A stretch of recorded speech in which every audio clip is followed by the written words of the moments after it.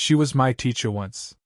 Not in a classroom anymore, not with chalk dust on her hands or the smell of old books in the air, but she still had that same stillness, that quiet control that made people lower their voices around her. I hadn't seen her in years. And yet, when I walked into that cafe and saw her sitting alone by the window, I forgot every reason I had for being there. She looked the same, almost. Her hair a little shorter, streaked with silver that caught the morning light. The kind of change that didn't dull her, it refined her, like time had decided to sculpt instead of erase. She lifted her cup, fingers steady, wrist elegant, eyes fixed on something outside that only she could see. For a moment I watched her the way you might watch a flame, close enough to feel the heat but too far to touch. I told myself not to say anything. But then she turned, just slightly, and her gaze caught mine. Daniel? My name sounded different from her lips. Softer, slower. Like she was testing if it still belonged to me. Hi, I said, trying not to sound 20 again. Her smile was small but real. You look older. So do you, I said, then immediately regretted it. Her laugh, quiet, breathy, broke something open between us. She gestured to the seat across from her. Still blunt, I see. I sat down. The cafe hummed around us, spoons clinking, low chatter, the hiss of milk steaming. But between us, everything felt too still. She adjusted her sleeve, revealing the thin line of a bracelet I remembered she used to wear. I wondered if she noticed me noticing. You're teaching now, aren't you? She asked. Trying to, I said. Different field. Less inspiring lectures. She smiled again, but there was something unreadable behind it. Maybe pride. Maybe distance. Her hand brushed the edge of her cup, her nails tapping once, twice. The kind of small rhythm you only notice when you're paying attention. I always thought you'd do well, she said. That shouldn't have meant so much. But it did. And I didn't know what to do with that. For a moment neither of us spoke. The silence wasn't awkward, not exactly. It was something heavier. She looked out the window again, her reflection floating beside mine on the glass. I could see how the corner of her mouth tensed slightly, how she bit her lip before letting go. Do you ever miss it? I asked quietly. She turned back to me. Teaching? I nodded. She hesitated, eyes soft but guarded. Some days. But not the way I thought I would. There was something in the way she said it, like she was answering a different question entirely. Her phone buzzed on the table, lighting up her face for a second. She glanced at the screen, then back at me. The spell we'd been pretending wasn't there started to crack. I should, she began. Yeah, I said, standing a beat too late. She looked at me, really looked, and for the first time, I noticed the way her breath caught before she spoke. You still don't know when to stop staring, do you? I wanted to answer, to joke, to say anything that might keep her there a little longer. But before I could, someone called her name from the counter. A man's voice. She turned, smile polite, tone careful. And as she stood, I caught her hand brushing mine, maybe by accident, maybe not. Warm. Real. Enough to leave a trace. When she walked away, I stayed seated, pretending I still had a reason to be there. Outside, the light shifted, soft, golden, and I realized I'd forgotten what I came in for. Then, just before the door closed behind her, she glanced back once. No words. Just silence, and all the things I still didn't understand it meant. It was 2 weeks before I saw her again. She came to one of my evening lectures, unannounced, sitting quietly near the back. The kind of student who didn't take notes, but never looked away. I almost forgot what I was saying halfway through. After class, most of the others filtered out with the usual chatter. She stayed seated, her coat draped over one arm, expression unreadable. When the last door clicked shut, I walked over, my pulse unreasonably fast. You didn't tell me you were coming, I said. She smiled faintly. I wasn't sure I would. I laughed, mostly to fill the quiet. Checking if I learn anything from you? Maybe, she said. Maybe just curious. She followed me as I packed up, the sound of paper and zippers loud in the empty room. The air was thick with something unsaid, the kind of weight that comes from two people trying not to step back or forward. "I heard you moved back recently," I said. She nodded. "A few months ago. My mother's not well." Needed to be closer. Something in her tone softened, and for a moment, the distance between us didn't feel so impossible. "I'm sorry," I said, meaning it. She looked down. "You always were too kind for your own good." It wasn't the words, it was how she said them, like kindness was a flaw she remembered too clearly. Her marriage had ended years ago. I knew that from whispers, from the awkward mentions when I used to be her student. Rumors said her husband had left. She never corrected them. And now, standing here again, I realized she wore no ring. "I didn't expect to see you teaching," she said after a moment. "I didn't expect you to show up in the back row," I answered. Her eyes lifted, and something flickered there, something that made me want to move closer and made her want to step back at the same time. She didn't. Neither did I. When she finally spoke again, her voice was quieter. "You shouldn't look at me like that." "Like what?" I asked, even though I already knew. "Like I'm still someone you're supposed to impress." The words landed harder than I expected. I turned away, pretending to check the projector, the floor, anything that wasn't her. But then I felt it, her hand, light on my shoulder, the faintest pressure. Just a second too long before she withdrew. "I'm sorry," she murmured, though I wasn't sure for what. The scent of her perfume lingered, subtle, the same one I remembered from late afternoons in the old classroom, when sunlight hit the chalkboard just right. It brought back everything I'd buried, how I'd stayed after hours, pretending to ask questions I already knew the answers to. How she'd smiled like she knew it, too. When I turned back, she was closer than before. Not by much, just enough that I could see the fine lines around her eyes, the steadiness of her breath. Her gaze flicked down, then up again, landing somewhere between defiance and apology. "I missed this," she said, so softly I almost thought I imagined it. I didn't ask what she meant. The silence between us said enough. Outside, the hallway lights dimmed automatically. She hesitated, then brushed her fingers along the edge of my hand, slow, uncertain, before pulling away. "I should go," she whispered. And though she did, her warmth stayed long after she left, a trace that made the room feel smaller, the air heavier, and every reason I had for staying away a little harder to remember. It happened on a Thursday evening, after the rain. She had offered to meet me at the small library near campus, neutral ground she'd called it. The place was nearly empty, the air cool and smelling faintly of dust and paper. Outside, the sky was bruised purple, the last drops sliding down the window panes.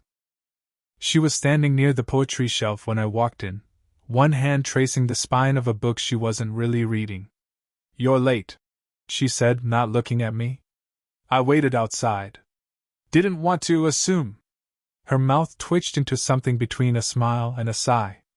"You still overthink everything." I stepped closer. "You still make it hard not to." The quiet between us stretched again, not empty this time, but electric. I watched the way her fingers paused on the edge of the shelf, how she didn't pull them back when mine brushed past. The air shifted, tight and fragile, like it could break if either of us breathed too hard. "Someone could see us," she said finally. "No one's here," I whispered. She turned to face me then, slow, deliberate. "That's not the point."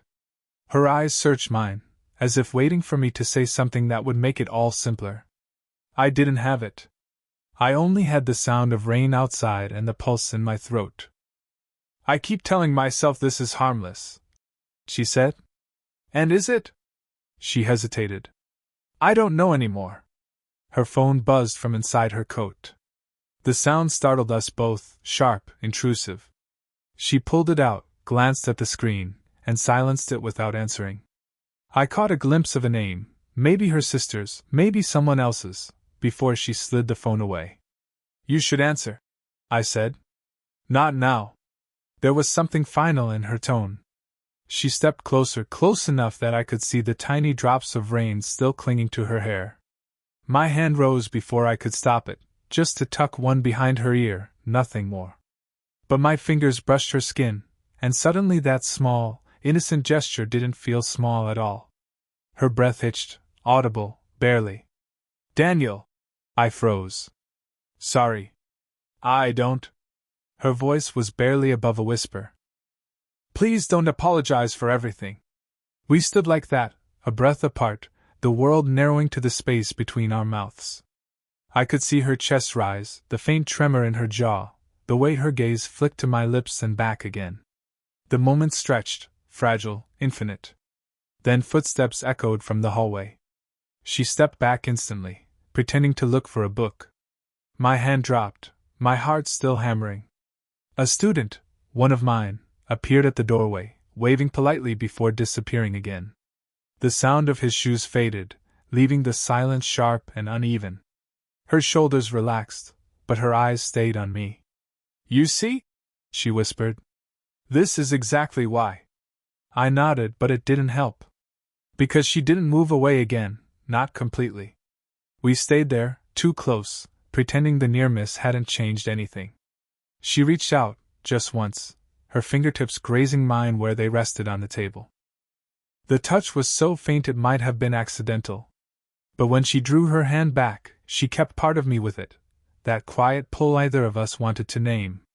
When she finally left, the rain had stopped, but everything still felt damp, unfinished.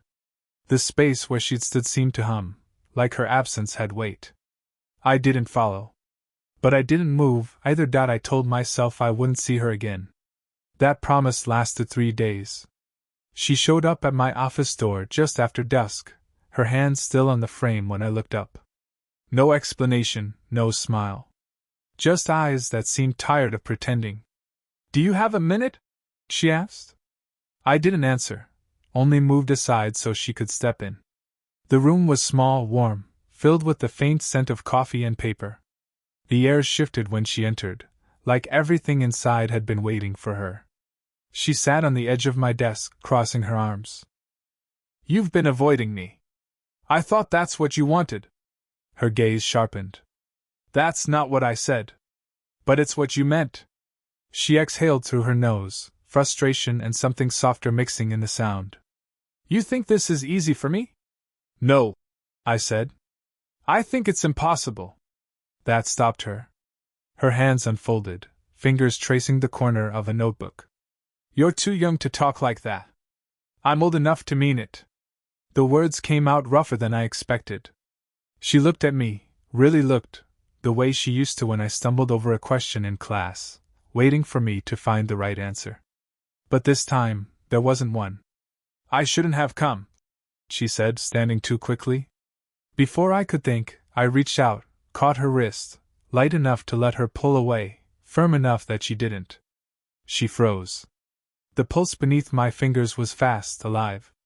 "Then why did you?" I asked quietly. Her lips parted, but no sound came out. Instead, she sat back down, slower this time. The distance between us closed to inches. "Because I can't stop thinking about you," she said, almost inaudibly. The words hung there, fragile and irreversible. My breath caught, and for a second, the world narrowed to her. The smell of rain in her hair, the faint warmth radiating through her sleeve, the tremor in her hand when she brushed it through her hair. "I shouldn't have said that," she murmured. "I'm glad you did." She laughed once, brokenly. "You don't know what this could do to me." "I know," I said. "And I still." Her fingers pressed against my chest, stopping the rest. The touch wasn't forceful, just desperate, a plea and a warning at once. "Don't finish that." Her hand lingered there longer than it should have. My heartbeat thudded under her palm. She looked down at it, then up at me, her face too close, her breath brushing the side of my jaw. "This isn't fair," she whispered. "Then tell me to stop." Her eyes lifted, glassy, searching. "You wouldn't." I swallowed. "Try me." The silence cracked between us. She moved first, or maybe I did, just enough that our foreheads almost touched. Her hand slid up, tracing the edge of my jaw, then paused, trembling. I could feel her breath, warm, uneven. The sound of footsteps in the hallway broke everything. We both froze. She turned her head slightly, eyes closing as if in pain.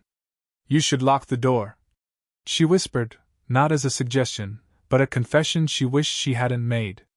The footsteps passed, fading. She didn't move away. Her lips parted, her voice a thread. "Daniel, if I stay..." But she didn't finish. And I didn't let her. The next morning, I found her waiting outside the lecture hall. No warning, no message, just there, standing by the notice board like she was trying to blend into the space she didn't belong in anymore. She looked different in daylight, not softer, but more exposed.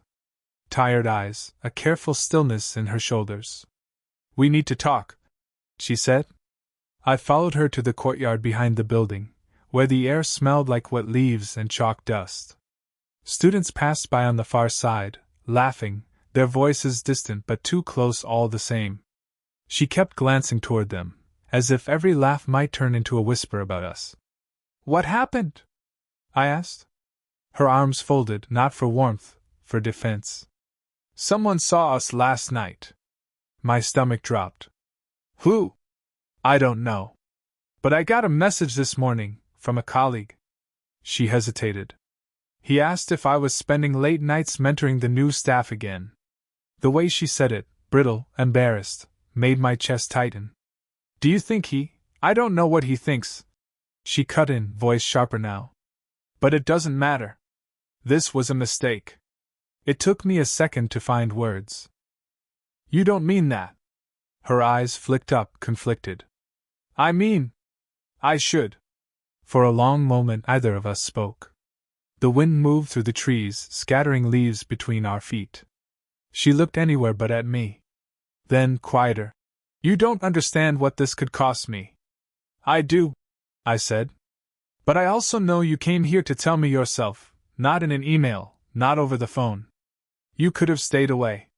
She blinked, a flicker of something breaking through her composure. "You think that means something? It means you didn't want to end it." Her hands trembled slightly, hidden in the folds of her coat. She stepped closer, too close, her perfume cutting through the autumn air. "You make everything sound simple. Because I don't know how else to think about you," I said. That silenced her. Her breathing slowed, her gaze softened but didn't falter. For a heartbeat, she let herself look at me the way I'd been looking at her, like she was memorizing something she shouldn't want. Then she said it, quietly, but enough to undo me. "I told myself I was protecting you," she whispered. "But maybe I was just protecting myself." Her voice shook on the last word, like the truth had splintered inside it. She turned away quickly, brushing past me, but the edge of her hand grazed mine, a flash of warmth, enough to leave everything tangled again. "Tell me it's over," I said. She stopped, shoulders tense. "I can't." The space between us felt too small, too dangerous.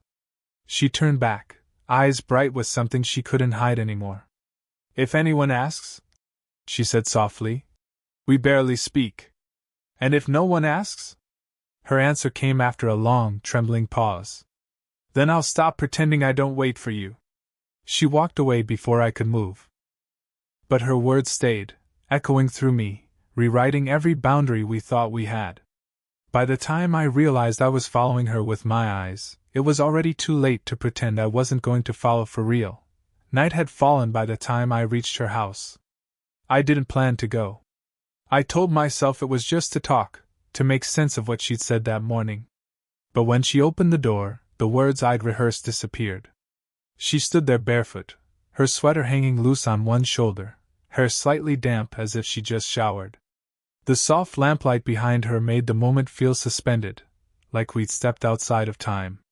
"Daniel," she said quietly, not surprised. "You shouldn't be here." "I know." We stared at each other for a long, uncertain beat. Then she stepped aside and let me in. The room was small and warm, filled with the faint scent of rain and vanilla.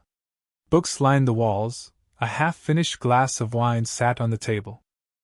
She crossed her arms, more out of habit than comfort, watching me with a mix of caution and something she didn't want to name. "You came to fix this?" she asked. I shook my head. "No. I came because I can't pretend anymore." Her eyes softened. "You think I can?" We stood close enough now that I could feel her breath against my collarbone. My pulse wouldn't steady. She looked up, eyes searching mine, waiting for me to say what she couldn't. "This has to stop," she said finally. "Then stop me." She inhaled sharply, her composure faltering. "Don't make this harder. I'm not trying to. I just..." My voice cracked. "I don't know how to stop wanting you." The words hung there, raw and irreversible. She stepped back, but only halfway. Her hand found the edge of the table behind her, gripping it like she needed something solid. "You think this is just want?" I shook my head. "It never was." Her throat worked as if she were swallowing everything she wanted to say. "You're too young to carry this. And you're too afraid to let it happen." That broke her silence. She moved toward me, not quickly, not deliberately, just one step that changed everything. The space between us vanished. Her hand lifted, brushing my cheek, then trailing down to rest against my chest. My heart hammered against her palm. "Tell me this isn't wrong," she whispered. I didn't. I couldn't. Her breath trembled as she leaned closer, close enough that I could feel the heat of her skin, smelled the faint trace of wine on her lips. Every second stretched thin, balanced on the edge of something irreversible. My hand rose to her shoulder, fingers grazing the side of her neck. She didn't move away. The world went silent, no rain, no clocks, no sound except the unsteady rhythm between us. Then a sound, her phone vibrating against the table. She froze. The light from the screen glowed across her face, her name reflected in my eyes. She looked at it, then at me. A long pause. Finally, she reached over and silenced it without answering. Her voice came low, almost breaking. "I'm tired of choosing fear." She looked up, and for the first time, there was no hesitation in her eyes. Whatever came next, we both knew it would change everything. The morning light was soft, diffused through thin curtains that turned it golden. For a moment neither of us spoke. The air felt fragile, as if a single wrong word might shatter it. She sat beside me on the edge of the couch, hair loose, one hand curled around a mug she wasn't drinking from. The night storm had passed, but its echo lingered, in the quiet, in the way we avoided each other's eyes. "I should feel worse than I do," she said finally. I looked at her. "And do you?" She smiled faintly, not quite proud, not quite sorry. "No." I laughed under my breath, more out of relief than amusement. The tension between us wasn't gone, but it had changed shape, less fire, more warmth. Something real. She set her mug down, turning toward me. "You still think this can work?" "I think it already does," I said. "It's just not supposed to." Her gaze dropped to her hands. "You make it sound easy. It isn't. But it's honest." A silence stretched between us, not awkward but full. The kind that says everything words can't.